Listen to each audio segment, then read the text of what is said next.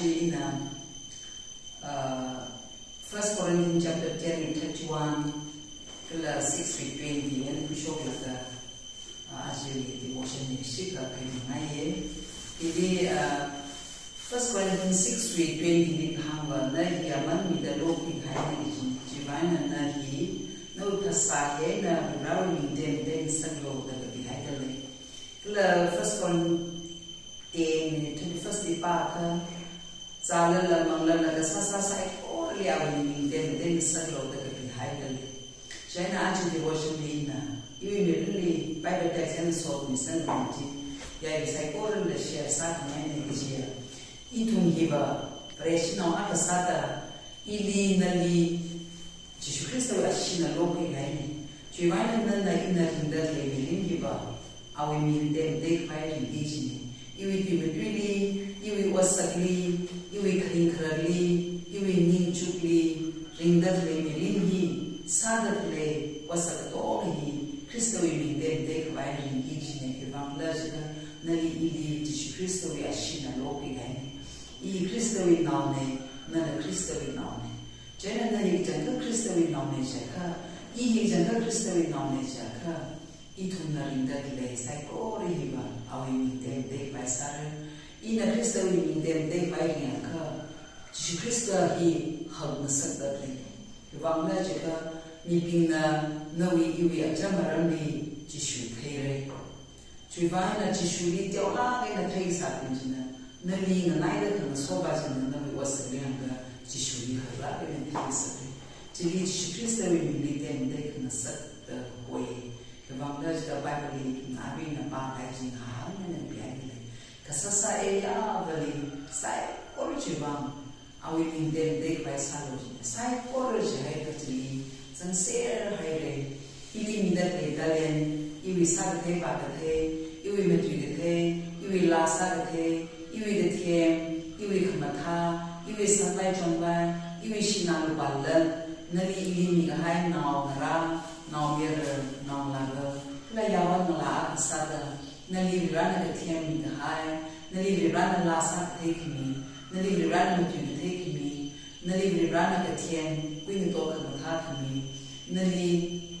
kasasaya minana sate bakla ina thantila ina sada le to mi itung kelada sak pimini ne kle itung kelada self glorified sak bai bang iklada wi tong ka bai bang ni la ni ke bang da jida ili nali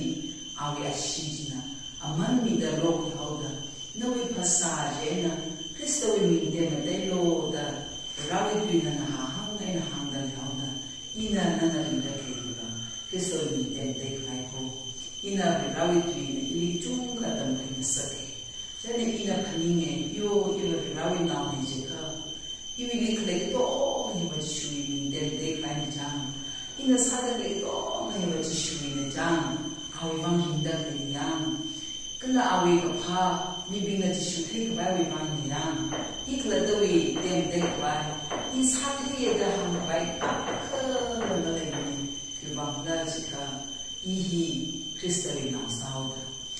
yêu nòng ra là sao được để sai có ori ở bên bài miền Thái, yêu nòng ra là cái power của sa gì, yêu mai khang cam gì, chỉ ta cơ mấy nè, yêu rau nòng sao đó, nên rau nòng sao đó, yêu nào vang cái pa, cái sao mình đem đây bài, cái pa sao được để gì, ao mình đem đây bài, chỉ vang cái này cũng nè, Matthew 5:16 ni ba cái đó là hàng hay cái này. Nawi ka pha na satak le ka pha wa sai ko orji mi du mangali nawi thawme ka da horm salo ji de chibang aina bibina rawi te na te ji there da jena ka singram ne le abani sochi ka re da ina sadak le hi na sadak le hi rawi mi sochi ka ta de tem de da de ikmi nauna sadak le ka phaji ababa na khya ka da reshi nauna sadak le ka pha o saksai or hi Jisu mi dem de sakta ji ina Jisu Christ le khya ka sakni ka achre tu reshi tu kana a reshi ne ji da itu kana da wi kana bai ma ik là đôi to các bài mong ik là đất giá ca các bài ik là đất mồ hồ các bài y mà thay để mình bị hàng các bài đó ai sang ấy ai thiên ấy ai mà thay abala sa thế abala chân thay abala sang ấy đó hàng các bài bằng show off ấy nè sa đời Christian mai sinh sắc đời cái vòng đó là in a horror là Christo vòng mình thu đó Matthew 5 thì không ao vòng horror luôn cái ít thu đó horror mai ít đó một horror mai sao đó vì vậy số chỉ cần các bạn mình chú vòng ấy nè về xin nó cái sao đó in là chỉ là đời mình đời lẽ cả vì vậy ít thu mai sinh sắc đời ý cái vì vậy nó mình cái vòng đó cái in là mình đời lẽ in là sao đời lẽ in là mình đời lẽ và ao mình tìm để các bạn mình lấy thu đó in là sao đời lẽ ít là cái东các bạn sao đời lẽ không ta ốc thui Prince of the Air hivi cái các bạn chọn sắp chơi hậu chú vòng ấy nè vì vậy tùy nè in là verse thủ mạng anh devotion đi mà số cái gì ít hơn là pháp đa sẽ gì in là hình là cái gì sai có là gì Christo bằng cô cái là sao được cái sai có là gì ao mình cái các bạn salo da Corinthian hàng cái gì ít hơn gì vì vậy nào à sao ít hơn gì sao sẽ có bài sao sẽ cái là First Corinthians 6 verse 20 là hàng ship that gì ít hơn vì vậy là mình đã có hai cô ít hơn là cái gì vào hàng cô ít hơn là sao được cái đó là nhà mình tiền để bằng sao sẽ bằng cái gì đó vì vậy tùy là nơi gì mà mình đã có cái hay này cho nên là cái tôi phải xa vậy là